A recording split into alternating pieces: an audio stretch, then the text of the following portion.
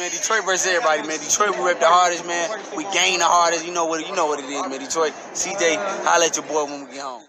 Don't forget to check out our sponsor, The Health Blaze, at thehealthblaze.com. 100% all natural products from lotions, soaps, foot soaks, bath bombs, and much, much more. Use the promo code Goodfella1Boxing. Tell them your boy CJ Goodfella sent you. Get 18% off. We out. All right, man, we back. Goodfella Sports TV, and Ken Callum Smith get the job done and defeat Canelo Alvarez. Let's talk about it. Hit that subscribe button, bell icon button, share the video. And he's towering over Canelo Alvarez by 6-7 inches. And to be honest, in boxing today, that doesn't really mean much because a lot of these dudes don't know how to utilize their height and how to maintain distance from afar. You know, a lot of these dudes fall like Paul Williams with their height. I'm talking about Maurice Hooker, Robert Jr., Fondura.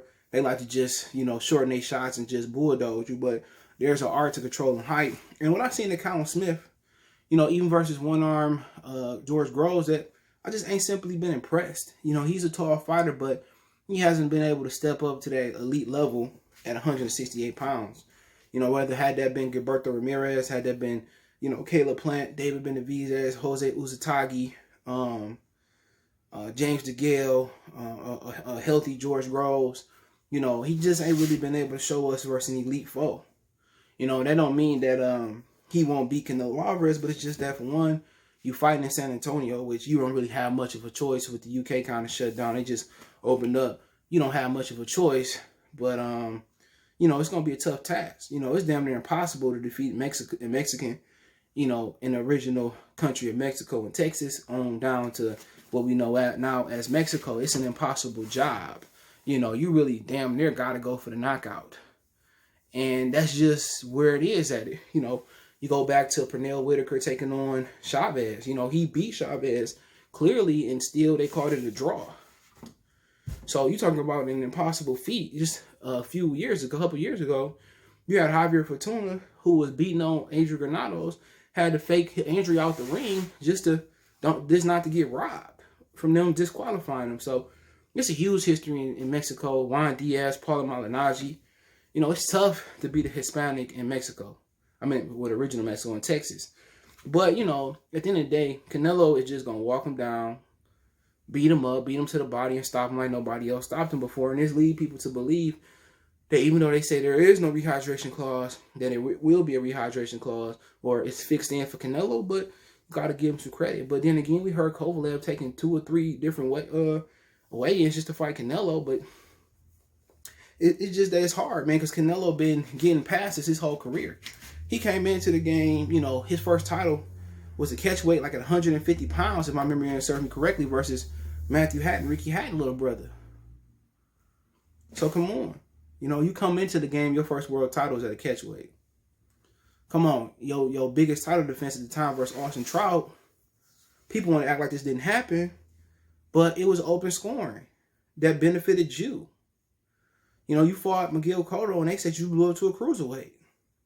You know, but then, you know, when you fight guys like Rocky Fielding, you put a rehydration clause on. Anybody that got to put a rehydration clause on Rocky Fielding, I don't think he should be considered a Hall of Famer. And then, you know, will Canelo Alvarez get into the Hall of Fame first ballot? Because in his prime, he got caught on that juice. You know what I'm saying? James Toney, he ain't a Hall of Famer because late in his career, he got caught on something. Y'all let Shane Mosley in, he was on something in his prime. So that's not fair, but at the same time, man, I don't look at Canelo like the experts look at Canelo.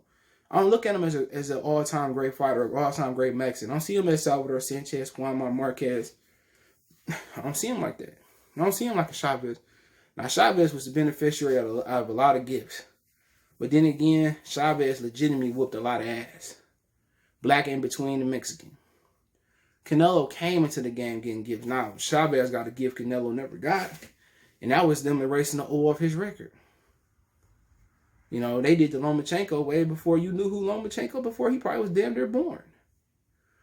But, you know, just looking at the fight in its entirety, Callum Smith, I just don't know enough about him. I didn't see the John Ryder fight, whatever fight it was, we got beat.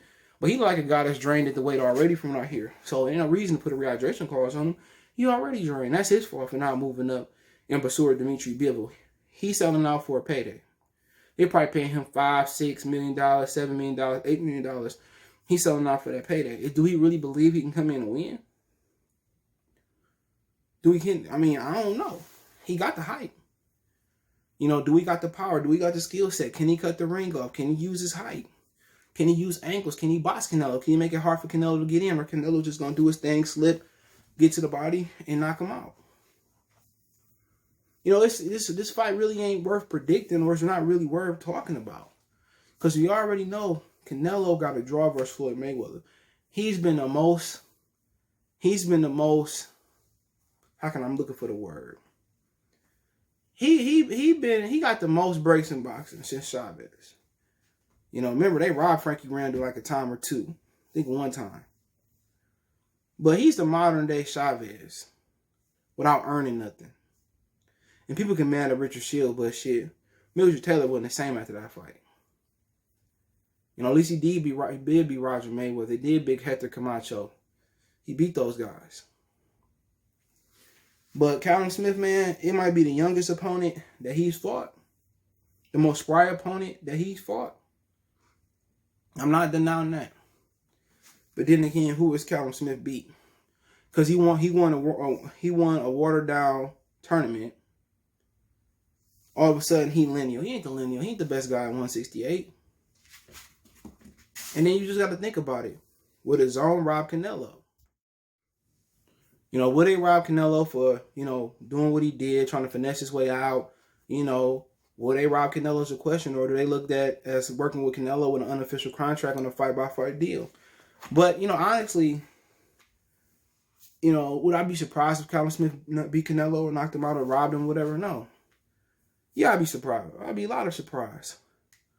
You know, if Canelo think he could beat a 6'3" super middleweight, he must not be, you know, good. If it's true that they're not doing a same-day weigh-in or rehydration clause, he must not look at Callum Smith as no threat. Canelo ain't fighting nobody that can beat him. He ain't fighting nobody other than Lara for disrespecting him, which some people thought Lara won.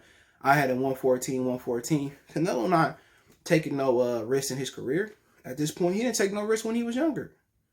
Fighting Floyd Mayweather wasn't a risk because you wasn't going to get hurt. He got embarrassed. But he not taking no risks. You know, he could have fought Demetrius Andrade, Jamal Charlo. He could have put that behind him and did what he wanted to do. But that Austin Trout scare and that Lara scare, you know what I'm saying? You don't want to fight no more melanated fighters. And a lot of Hispanic fighters didn't want to fight those melanated fighters. But at the end of the day, I think Callum Smith has no chance. I think Canelo walk him down. Callum Smith ain't never fought nobody slick. Has he even fought an American, to be honest? I can't remember him fighting too many Americans that's worth a damn. So he ain't seen nobody with this head movement. He ain't seen nobody at this level. Nobody with this offense to defense. Nobody with this slickness.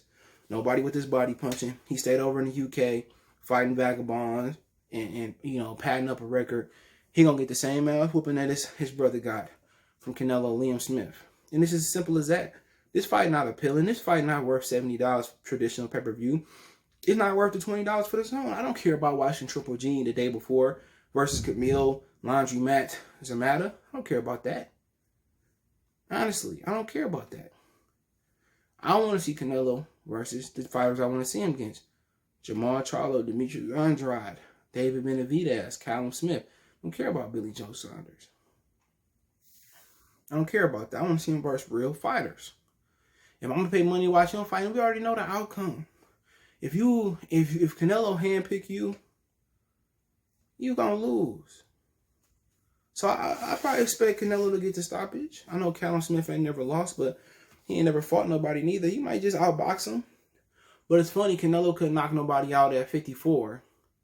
Or he couldn't knock nobody at 60. He couldn't knock out a weight drained Chavez Jr. at 64 and a half. You know, all of a sudden, he going up knocking out bigger men. I wouldn't put it past him if they did put a rehydration clause in. Canelo has no confidence. None. If you ask me who I want to win, honestly, I can care less. Because we already know the outcome. And it's really nothing exciting about Canelo fighting for a boxing fan like me. Or casual boxing fans. You know the outcome. He not taking no fights that he gonna lose. And if it's a fight he gonna lose, he gonna rig it in his favor. Canelo ain't no real fighter. He ain't no throwback fighter. He's a spoiled brat. And that's it. He's been given everything just based on his unique Mexican look. If he looked like Marco Antonio Barrero or looked like a regular Mexican, he wouldn't be put on no pedestal like this. But hey, it is what it is. Let me know what you guys think. Don't forget me on Facebook, Instagram, Twitter. Reach out if you got business question, card response, your video requests. All my social media links in the description. Twitter, followed by Facebook, Instagram. Also got a Facebook group. Want to make a donation to the channel? Cash App CJ Good 313. That's in the description. PayPal link description. That's where to donate. Share the videos. Appreciate the love, support. One time for the one time. It's your boy CJ Goodfella, Goodfella Sports TV. And don't forget, check me out at Goodfella Sports TV 2.0 on YouTube and Motor Street Sports Talk right here on YouTube as well. We gone.